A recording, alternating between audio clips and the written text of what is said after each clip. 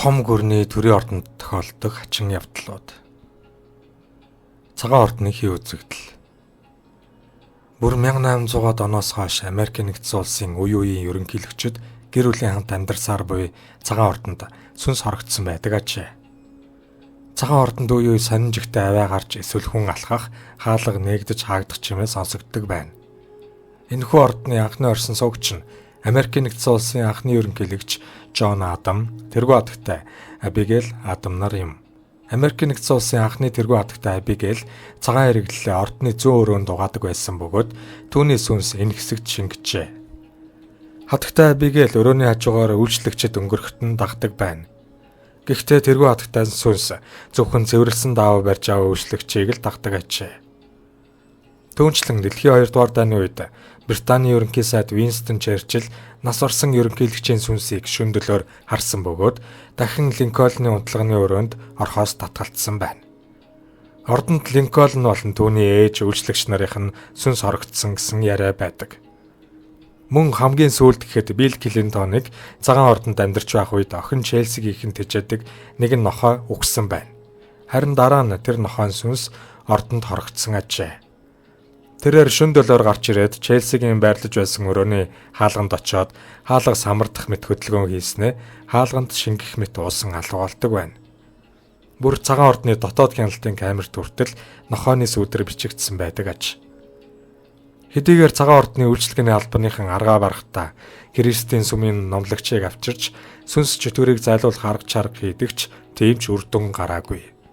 Иймд цагаан ордонд шинээр ажилд орж байгаа хүмүүст сүнсний талаар сургалт хүртэл явуулж, сүнстэй тааруул хэрхэн харилцах, айж цочиж бусдын амгалан эвдэхгүй байхыг хатуу сануулдаг байна. Шинзо Абег айлгсан харшийн сүнснүүд. Үе үеийн Японы ерөнхий сайдуудын амьдарч ирсэн харш сүнсээр дүүрсэн гэх яриаг Nihon JPS сонин онцолжээ. Тэрч байтугай Шинзо Абе агсан тус харшийг сүнстэй гэдгийг мэдээд тийшээ гэр бүлийн хамт хизээш нүүхгүй гэдгээ зөвлөхөөрөө дамжуулан хэлжээ. Ерөнхий сайд болсныхоо дараа Шинзо Абе би тэр харш руу нүүхгүй. Тэр харш дүүрэн сүнстэй юм билээ. Тэнд гэр бүлийн хамт нүүж очиод бидэнд муу зүйл тохиолдохоос айж байна хэмээн албан ёсоор мэдэгдсэн байна. Магадгүй энэ нь Шинзо Абе Шинто шашны үнэн ч итгэгч бөгөөд бас мухар сүсэгт итгэдэг нөлөөлдөг бололтой. Ерөнхий сайдуудын амьдарч байсан харш нь 1929 онд баригдсан бөгөөд түүнээс хойш төр барьж байсан тэргүүнүүд зүй бусаар хороог орхихоос гадна цус даллагч гарч байсан юм. Түүхсэхүүл 1932 оны 5 дугаар сарын 15-нд Тэнгисийн доод тушаалын офицерууд харшид нэвтрэн ерөнхий сайд байсан Инукай Цуясигийн амийг зэрлэг балмадаар хөнөөсөн байдаг. Үүний дараа 1936 оны 2 дугаар сарын 26-нд цэргийн эргэлтийн үеэр Японы 31 дахь ерөнхий сайд Кейсуке Окадаг болон түүний ерөнхий нарийн бичгийн дарга Дензо Мацуа нар бүлэг этгээдүүдийн гарт амиа алдсан аж.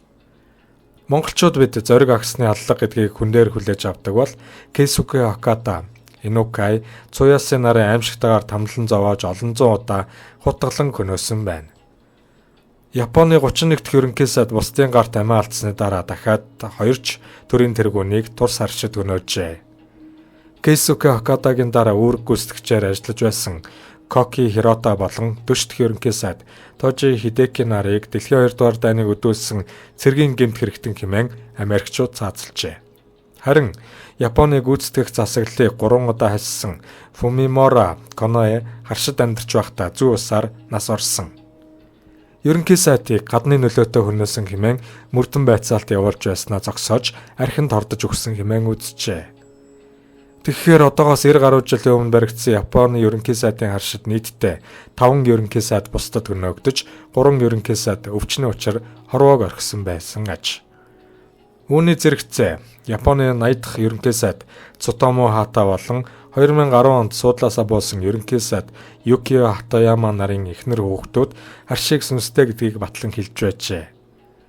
Тэнд амьдарч байсан хүмүүсийн яриагаар шөнө дунд харшийн талбай дээр цэргүүд марш алхах хөлийн чимээ дуудуулах сонсогддог. Бас шөнө дунд ам авраарай, надад туслаарай гэх чанга дуугарч тэгснэ хүмүүсийн орилдох гүйлтэх нь харшийн дээд доод давхарт гардаг аж. Японы ерөнхий сайдууд харшид хоригдсон сүнсийг зайлуулахаар олон арга хэрэгэлсэн боловч өнөөдрийг хүртэл хэвийн үргэлжилсээр байна. Кремлийн буг. Орос орн төдийгүй дэлхий тэрээрээ бидний сайн мэдэх социализмд бурхан шүтэн шиг дахин шүтгдэж явсан Ленин багшийн тухай шууган сошиал ертөнцийг дөргиж эхэллээ. Элитийн дуу хоолой төдийгүй алхаж гიშгэх нь мавзолей Кремль сонсогдсон тухай гэрчүүд ч баталж байна. Пролетарын их удирдагч Ленин бол үр дүмөх, Ленин бидэнтэй хамт. Ленины яруу алдар үргэлж мөнх бадартгай гэсэн хуучны уриал оозон өдгөө биелэлээ олж байх шиг. Энэ тухай Оросын EN сайтын сэтгүүлч Владимир нийтлэлд 1993 оны 9-р сард ерөнхийлөгч Борис Николаевичийн өрөөнд бид хэд бичиг цаасны ажил хийж шүн дунд хүргэсэн. Гэтэл дахиад л урагшаа хойшоо алхах холгох чимээ сонссон. Үг яриа нь жаахан шулгадуу сонсогдохоос гадна всех пролетар, коммунизм, марксизм гэх үгийг олон давтан хэлж байлаа. 90 оноос хойш ийм ачуу үг ярих нь хүн Кремльд битэл Орос оронд байхгүй байсан биз. Гэхдээ ингэж ярьж байсан газар нь Ленины гэр музей байлаа. Гэхдээ шөнийн 2 цагийн үед Ленины гэр музейд хинч байхгүй гэдгийг бид мэдээд үхтлээ айж билээ гэжээ. Бас нэгэн таамаг. Ильич 1870 оны 4-р сарын 22-нд Симбирск хотод төрсөн гэдгийг Оросын ард түмэн хизээч мартаагүй биз.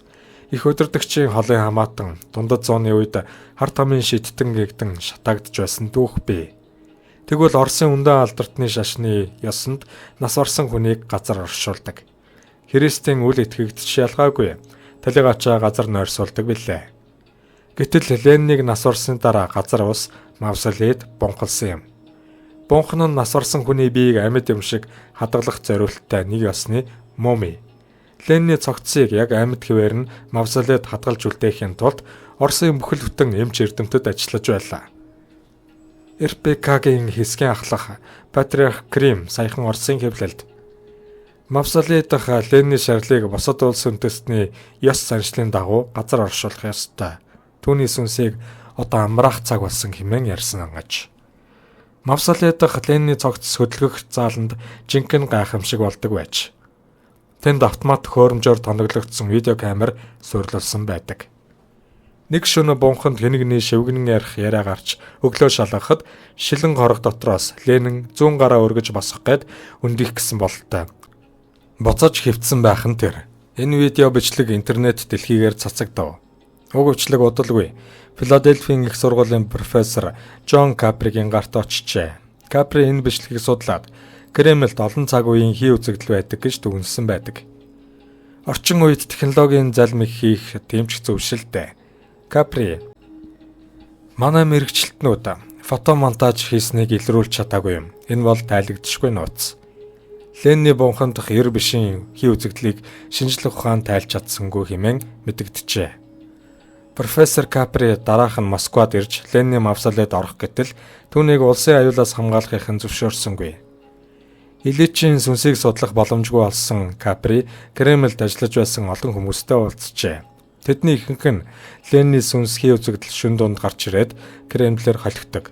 Ильичийн хөдөлгөөн заримдаа гараа зангитан ямар нэг юм анхааруулж байгаа юм шиг хөдөлгөөнд орсон байдаг гэжээ.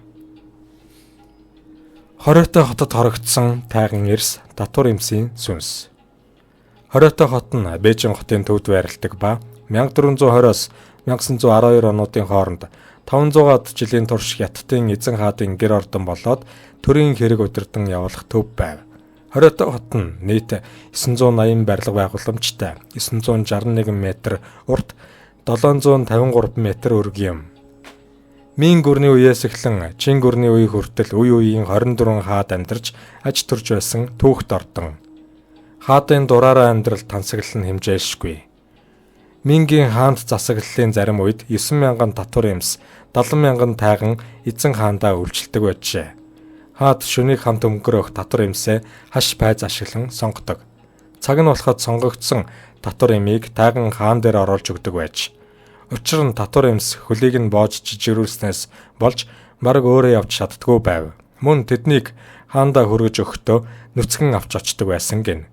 Ингэж нүцгэн байх нь биедээ ямар нэг зэвсэг агуулаагүй гэдгийг нь харуулдаг байжээ. Хориотой хотод Хадын гэр бүлээс өөр ямар ч эрэгтэй хүн хоноглодоггүй байж. Мэдээж тайганууд эрэгтэй хүний тоонд орохгүй тул тэд ордон дотор ажиллаж амьдардаг байжээ. Хориотой хотын тансаг амьдралаар амьдрахыг хүссэн хүн тайган болно. Гэхдээ тайган болохоор засуулсан хүмүүсийн 50% нь л амьд үлдэх магадaltaй. Харин тайган болсон хүмүүс насан туршдаа бүснээсээ засаагаа зүүж явах ёстой. Тэднийг нас ороход нь засааг нь хамт оршуулдаг уламжлалтай байжээ. Өнөөдрийн хүртэл хориотой хотыг гүйцэд судлаагүй бөгөөд 2005 онд Хонконгийн тэрбумтан зарим харш ордныг сэргээн зассан. Гэвч тэд ажлаа дуусгалгүй ботсон бөгөөд Хонконгд очисон хойно хориотой хотод тайган эрс татвар эмсийн сүнс хорогдсон тухай ярьж байсан удаатай. Японы арим Бээжин эзлэн авсан дараа 1932 онд хориотой хотод нэвтэрч алт эрдэнэсийг нь хаман оджээ. Хориотой хотод нэвтэрсэн Япон цэргүүдээс 100 орчим байлдагч Орос ураггүй алгуулсан тухай яриа байдаг. Өгсөн байж болох 3 салаа зэргээс эд мөрийн баримт олох юу ч үлдээгүй нь гайхалтай.